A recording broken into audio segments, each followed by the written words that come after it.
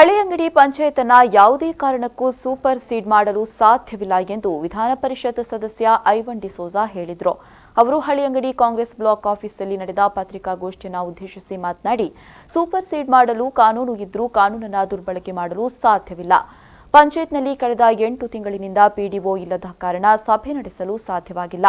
PDO ಇಲ್ಲದೆ ಸಭೆ ನಡೆಸಬಾರದು ಎಂದು ಕಾನೂನು ಹೇಳುತ್ತೆ. ಆದರೆ ದಿನನಿತ್ಯದ ಯಾವುದೇ ಕೆಲಸ ಕಾರ್ಯಗಳಿಗೆ ತೊಂದರೆಯಾಗಿಲ್ಲ. ಮುಂದೆ ಚುನಾವಣೆ ಇದೆ ಎಂದು ಬಿಜೆಪಿಯವರು ಪ್ರತಿಭಟನೆ ಮಾಡಿ ರಾಜಕೀಯ ಮಾಡ್ತಾ ಇದ್ದಾರೆ. ಬಿಜೆಪಿಯವರು ರಾಜಕೀಯ ಮಾಡಿದ್ರೆ ನಾವು ರಾಜಕೀಯ ಮಾಡ್ತೇವೆ ಎಂದರು. ಕಾನೂನು ಇದ್ರೂ ಕೂಡ ಕಾನೂನನ್ನು ದುರ್ಬಳಕೆ ಮಾಡಲಿಕ್ಕೆ ಆಗುವುದಿಲ್ಲ.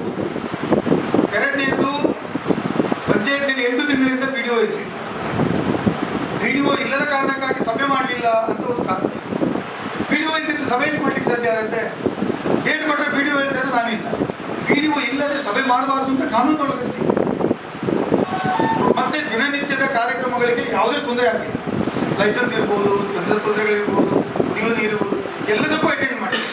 ಇವತ್ತು ನಾವು ಪಂಚಾಯತಿಗೆ ಹೋದಾಗ ಅವರು ಇದ್ರು ಇವರು ಎಲ್ಲ ಮೆಂಬರ್ಗಳೇ ಪಂಚಾಯತಿ ಅಭಿವೃದ್ಧಿ ಕಾರ್ಯಕ್ರಮದ ಬಗ್ಗೆ ಯಾರಿಗೂ ಇವತ್ತು ಎರಡನೇ ಮಾತಿಲ್ಲ, ಅಸಮಾಧಾನ ಇಲ್ಲ. ಪ್ರತಿಭಟನೆ ಮಾಡೋದವರು 8 ತಿಂಗಳ ಚುನಾವಣೆ ಬರ್ತದೆ ಅಂತ ಮಾಡ್ಬೋದು. ಅದು ಮಾಡಿ ನಾವು ಅವ್ರ ರಾಜಕೀಯ ಮಾಡಿದ್ರೆ ನಾವು ರಾಜಕೀಯ ಮಾಡ್ತೇವೆ. ನಾವೇನು ಕಡಲೆಕಾಯಿ ತಿಂದು ಕೂತ್ಕೊಳ್ತೇವ? ನಾವು ಅದಕ್ಕೆ ಬಂದಿದ್ದೇವ? ರಾಜಕಾರಣ ನಾನು ಇವತ್ತು ಹೇಳಿದ್ದೇನೆ, ರಾಜಕಾರಣ ಪಂಚಾಯತಿಯಲ್ಲಿ ಮಾಡಬೇಡಿ. ರಾಜ್ಯಕ್ಕೆ ರಹಿತವಾಗಿರ್ತಕ್ಕಂಥ ಸಂಸ್ಥೆ ಅದು. ಇನ್ನು ಜಮ್ಮು ಕಾಶ್ಮೀರದಲ್ಲಿನ 370 ವಿಧಿಯನ್ನು ರದ್ದುಗೊಳಿಸಿದ್ದಕ್ಕೆ ನನ್ನ ತಕರಾರಿಲ್ಲ. ಜಮ್ಮು ಕಾಶ್ಮೀರ ಭಾರತ ಅಥವಾ ಪಾಕಿಸ್ತಾನಕ್ಕೆ ಸೇರಬೇಕಾದದ್ದು ಎಂಬ ಪ್ರಶ್ನೆ ಬಂದಾಗ ಅವರ ರಕ್ಷಣೆಗೋಸ್ಕರ ಒಂದು ಒಡಂಬಡಿಕೆ ಮೂಲಕ ಅವರಿಗೆ ಈ ಕಾನೂನನ್ನು ನೀಡಲಾಗಿತ್ತು ಎಂದರು. 70 ವಿಧಿಯನ್ನ ವಿಡ್ರಾ ಮಾಡಿದ್ದು ಅಥವಾ ಅದರ ಬಗ್ಗೆ ಕೇಂದ್ರ ಸರ್ಕಾರ ಕೈಗೊಂಡಂತ ಕಾರ್ಯಕ್ರಮದ ಬಗ್ಗೆ ನನ್ನ ತಕರಾರಿರುವಂತದ್ದು ನೀವು ಯಾವ ರೀತಿ ಮಾಡಿದ್ದೀರಿ ಅಂತ.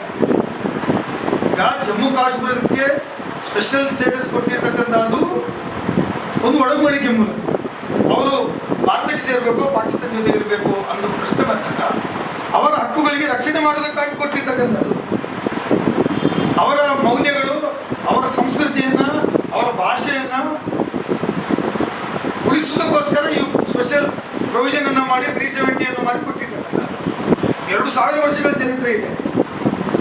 ಅವರದೇ ಆದ ಭಾಷೆ ಇದೆ, ಅವರದೇ ಆದಂಥ ಸಂಸ್ಕೃತಿ ಇದೆ. ಆಲ್ ಆಫ್ ಸಡನ್ ನೀವು ಏನು ಹೇಳಿದ್ರೆ ಮಿಲಿಟರಿ ಆಗಿ ಚುನಾಯಿತ ಪ್ರತಿನಿಧಿಗಳು ಬಂಧನದಲ್ಲಿ ಇಟ್ಟು.